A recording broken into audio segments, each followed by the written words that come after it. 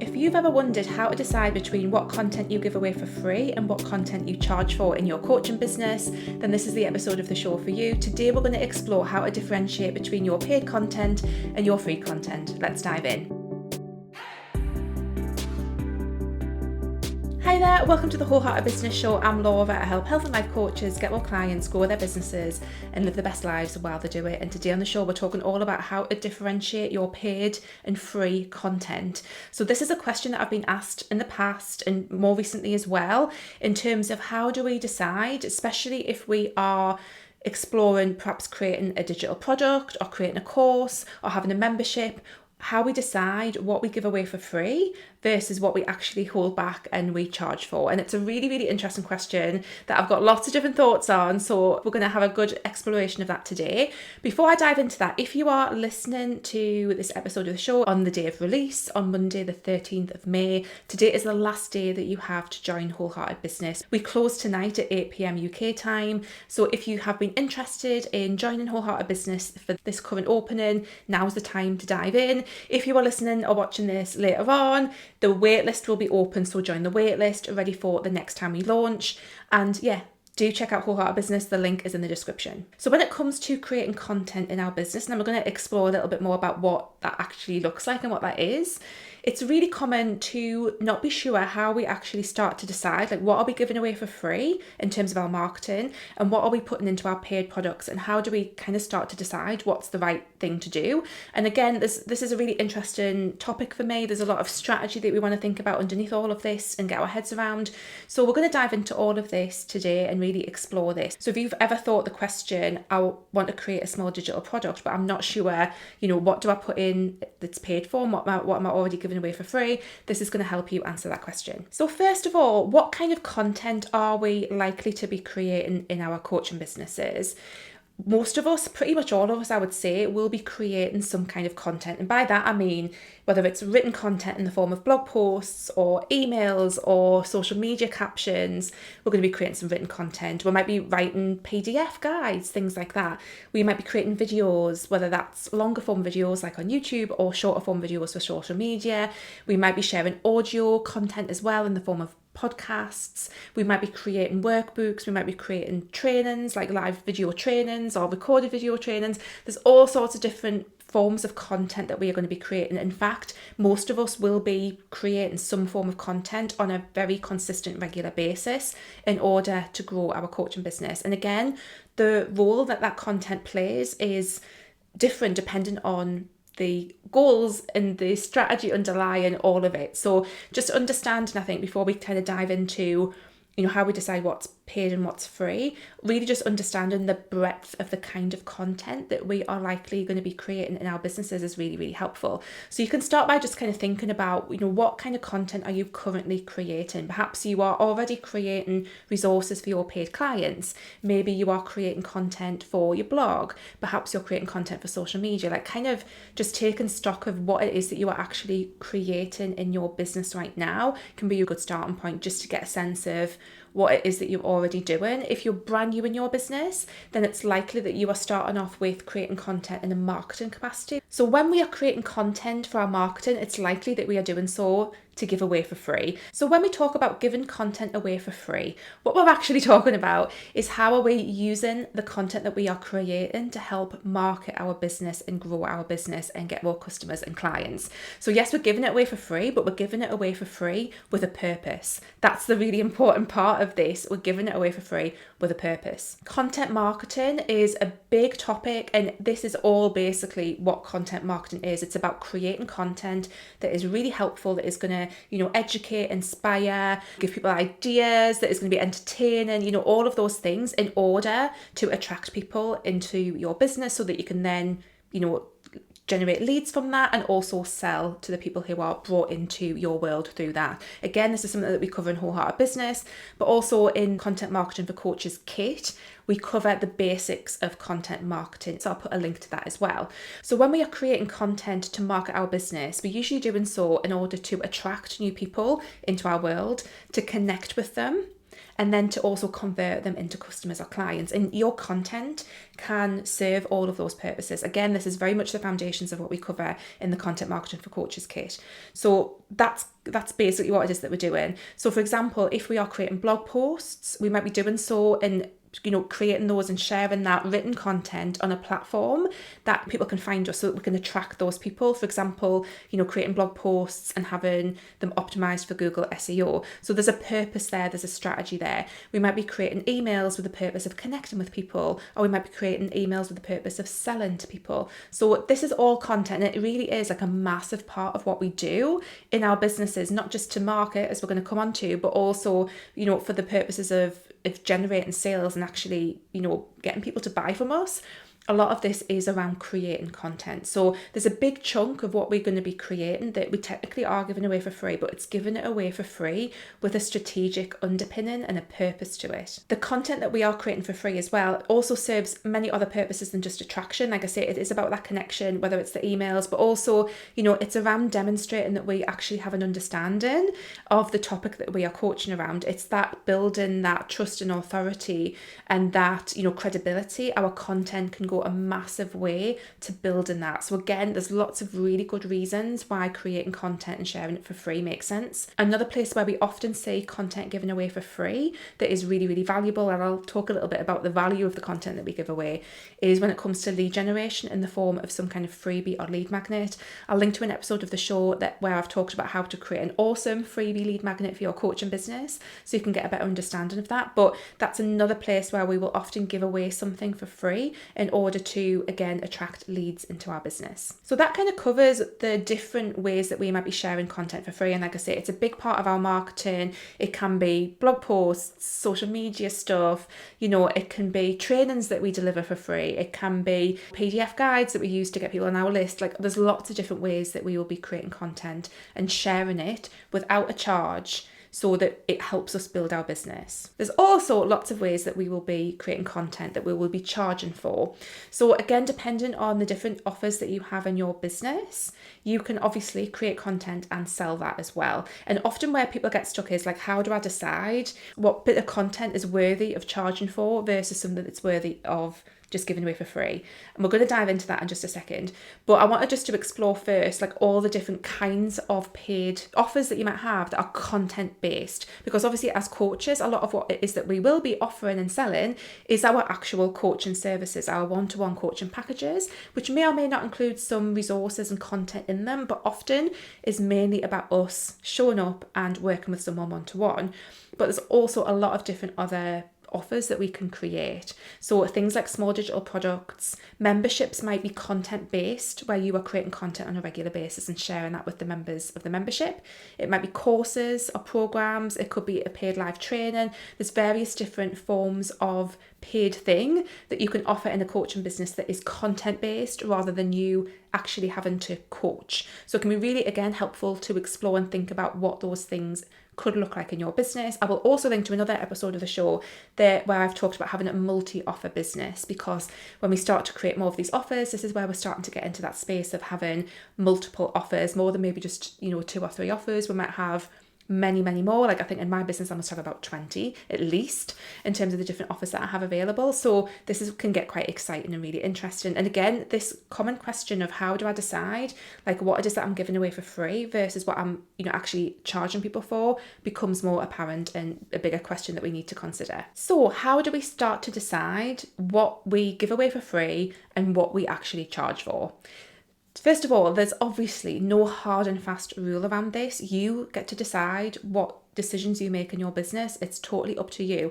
There's no like yes or no, but what I'm going to try and give you is just some things to think about and consider when you might want to start to look at what it is that you've got available or what it is that you might want to create and make some decisions around that. Spoiler alert, the biggest thing is the underlying strategy, which I'm going to come on to once I get to the end of this list. But there's definitely no hard and fast rules. So when it comes to free content, you might want to think about how you are given more generalized advice versus paid content might be more individualized and specific. That's a really easy way to decide in terms of, a bit of content or something that you might be creating, what might be free and what might be paid. And again, when it comes to the decision and that strategic underpinning, we want people to buy from us. Like, we're businesses, we want people to purchase from us and work with us in a paid capacity. So having that distinction can be really helpful, like versus what's general and what's actually very specific. And this can even pull you out of the content realm. So for example, I create these episodes of the show every week. This is free content. It is really high quality content, I believe, which we're going to talk about in a second as well. And it's free. However, it is general. I don't know your individual business. I can't tell you whether or not this is exactly right for you, but I still feel that you can get a lot of great value from what it is that I share every single week here on the show. However, if you were to work with me in a paid capacity, where I was working with you in your individual business, the value that you would get from the knowledge and resources and all of the stuff that I could support you with would be a completely different level of value, because I can individualize that to you and make it make sense. There's lots of generalized advice out there that is really, really helpful, but often what is much more valuable is being able to give an individualized, specific plan to someone, or a specific bit of content that you know is going to meet their exact needs. That's a different set of value. So that's a good way to think about it, the generalized advice versus the individualized advice. Another way to differentiate your content is the how versus the why. So this used to be a really common way that people would approach webinars that was actually incredibly frustrating. So we're going to be careful with this one. But this basically says that you give people the why for free. So the why this is important, why people should do this, and then you give them the how they do it in a paid capacity. So like I say, it used to be really common that people would run webinars and they would basically give people a lot of like the why this is a good thing, like why this idea or this way of doing things is a good thing, but you have to buy the program to learn how to do it. That's fine, and that's still fair enough. However, people got really frustrated that they would sit through a webinar that wasn't actually giving them a lot of value because it was just explaining why this thing is a good idea.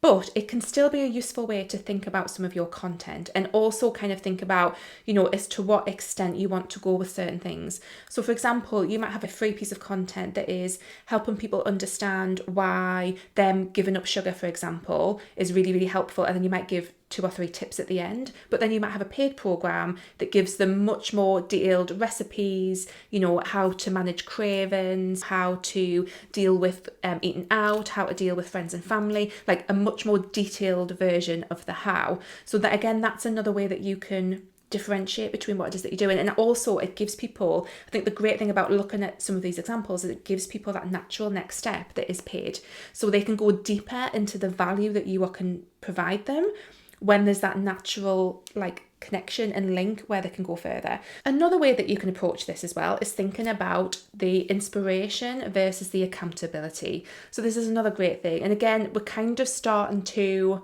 get slightly out of the scope of just solid content like written, audio, etc. But this is where you might add something else into the mix.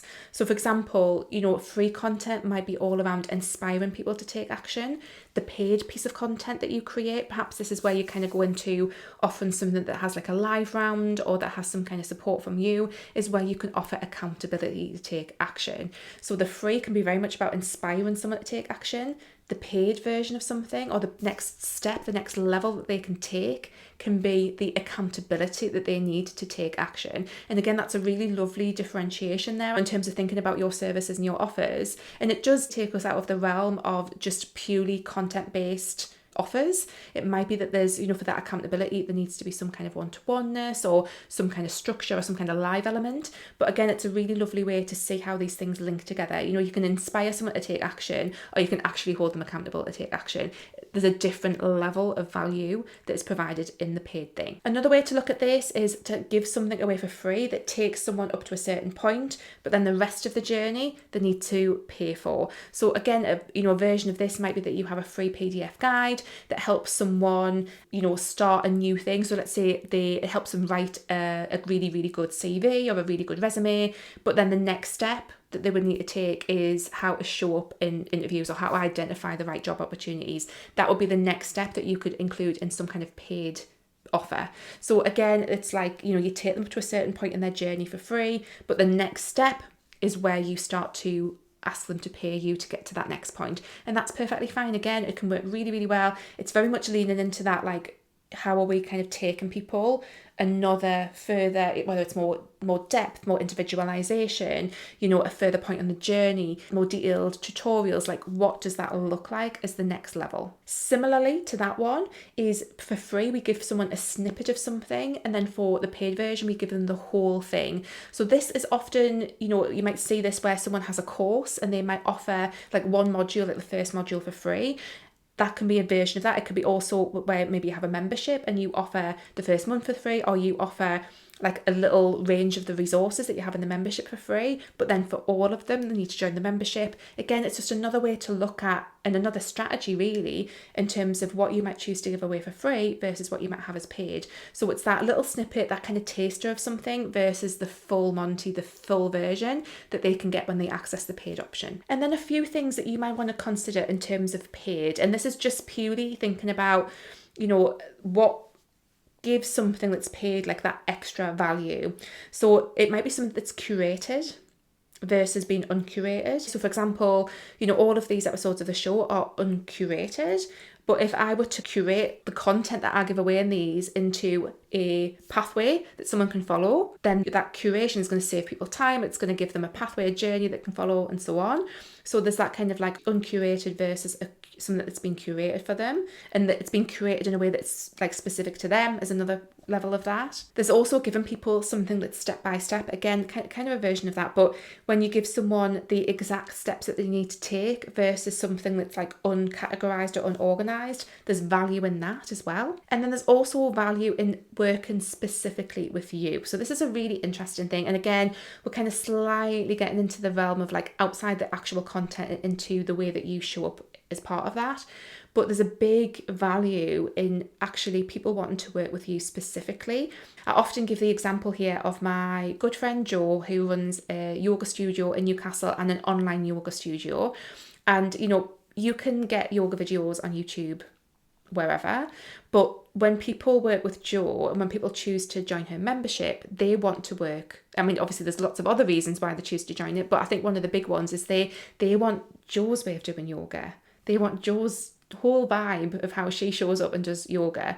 She has her own, like a very, distinct way of doing things, and that's what people want. So never forget the way that you do things can be really, really important as part of this. And, again, in this example, it's videos, but it's her doing the videos, and it's the way that she explains things. It's the way that she does things. It's her approach. It's her personality. It's who she is. So that can be a really, really big part of it. And again, really helpful to think about in terms of the content. We live in an era where you can get everything online. Like if you look hard enough, you will find the answers to everything online, but you've got no idea of the quality of that. You've got no idea of necessarily how to make that into an order or a step-by-step or make it make sense. You might not particularly like the person who's given that content, and therefore just don't resonate with them, and then find it really hard to implement it. Like there's all sorts of different reasons why just having free stuff out in the internet land is not going to be helpful for people. But actually, when they have a paid version of that, even if they could find the answers for free, there's a much, much higher value to having that in the way that you are presenting it, organising it, curating it, putting your own, your own vibe into it, your own personality into it, your own approach into it. All of these things kind of come into that big decision between free and paid. So I wanted to give a couple of examples of how this might look in your business when it comes to the digital offers. And I wanted to use some examples from when I was a health coach, because obviously these are probably going to be a bit more relevant to you guys. So I used to have a free guide called the Ultimate Self-Care Kit. It was really, really popular. It brought 7,000 people onto my list back when I was a health coach. And that gave people 50 self-care ideas, and it also had a workbook in there to help people start to, work through some of the stuff around self-care. And then I had a paid offer, which was the Wholehearted Self-Care Guide, and that included, specific worksheets on foods and meal plans, and a home retreat day, and a curated yoga playlist. It had all sorts of things in there that was just, again, it gave a deeper level of value than that free guide. So that free guide was amazing in its own right, but the free kit But the guide, the Wholehearted Self-Care Guide, also helped people take action in a more specific way. So that's one example. And then I also had a free 5-day mindset bootcamp that people could sign up for, and they would get an email every day. And that really helped people start to think about their mindset around their wellness and their, health and things. And that was amazing. Like, absolutely loved that little 5-day bootcamp. It was fantastic. And that led into my full mindset makeover course. So this is really a version of something taking people to a certain point and then needing to buy the full course to really go further into their journey. So it was still very, very valuable, the free thing, but again, just so much more, like where they would get to in the paid course was much further ahead than where they would get to with just the actual email bootcamp. So again, this is just some examples of how you can think about it in terms of like your digital products in your business. And it's just really helpful to explore and think about how this might look. Again, there's no hard and fast rules here, and really what comes into it is the underlying strategy in your specific goals. So those examples are really, really helpful, but what you want to remember is you do not want to give away crap for free. You want to be comfortable with giving away really, really good stuff for free, because that's your marketing, that's going to attract people. Like if you're giving away stuff that is just a bit rubbish because you're worried about giving away good quality stuff for free, that's not a good strategy to have, because we want people to come and use our free stuff and to see how fucking wonderful it is and how amazing it is. Because if we're giving away this stuff for free and it's really, really good quality, they're going to want to learn more from you. They're going to want to be more in your energy. They're going to want to work with you in a paid capacity, because if this is really good for free, what is the paid stuff going to be like? That's the kind of way that we want to think about things. So don't hold back what you would consider your best stuff and keep it just for paid. It's okay to give away some of your best stuff for free, because your marketing is really, really important. And without really good marketing, you're going to have no one to sell to. So you might as well give away really good stuff for free. However, you do want to kind of leave the space for people to progress into a paid offer. I think this is a really, smart strategy to consider, is like leave space for people to go somewhere in your business. That makes a lot of sense. So it's just about looking at your kind of niche and looking at your client journey. This is all stuff that I cover in Wholehearted Business, but looking at your client journey and what it is that you're all about, and looking at the kind of content that you are creating and that you might want to give people as a paid small digital offer or as a paid course, and looking at what it is that you're giving away for free, and just kind of making strategic decisions about what that all looks like. Because like I say, there is no right or wrong, but you do not want to not make sales. We want people to buy from us. We want our businesses to thrive and be successful. And we want to help people at that extra level. Think about how this all might look in your business, how you might arrange things. Think about those like examples that I gave as well, and how all this might fit together in your particular business. And start to think about how you might divvy things up. Another thing that you can do is take things that you have given away for free and make them paid. So I am 100% doing this. I have ran several challenges, several free workshops in the past that are really valuable and amazing bits of content that I think are fantastic. And now I want to charge for them, and that's absolutely fine as well. So I'm going to bundle those things up, re-record them, dust them off, make them slightly more awesome, but I'm going to charge for them. And that's okay as well, because, you can do that. All of the content that you are creating is business assets. I mean, I think this is such a wonderful way to look at it. This is your intellectual property. These are your business assets, and you get to use them however you want to use them. Some people nowadays, they're taking their podcast episodes and they're getting them rewritten into a book to sell. There's no end to how you can think about your content in terms of what is free and what is paid.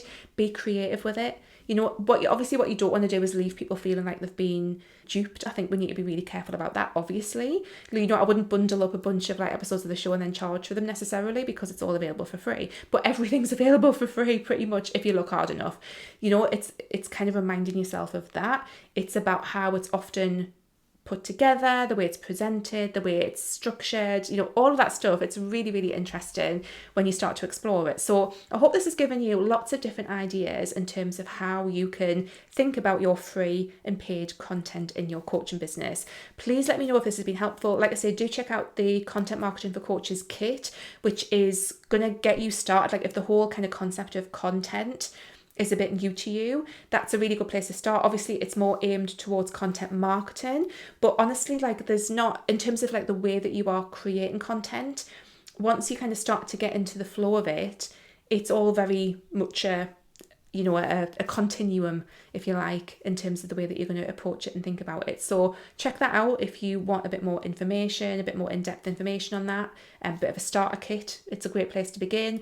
And yeah, I really hope that you found this episode of the show helpful. Again, just a final reminder, if you are listening to this on release date, Monday the 13th of May 2024, you can join Wholehearted Business today. It's the last day that you can join. If you are listening outside of that one particular day, then you can join the waitlist, or it might be open depending on when you're listening to this. But check out Wholehearted Business. It's a great place to be if you are wanting to explore all of these kind of topics, get more clients, grow your business, all of that good stuff. Check it out. I'll put the link in the description.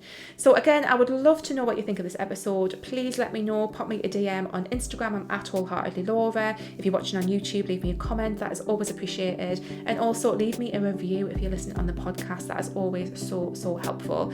And I will see you next week, guys. Take care. Bye.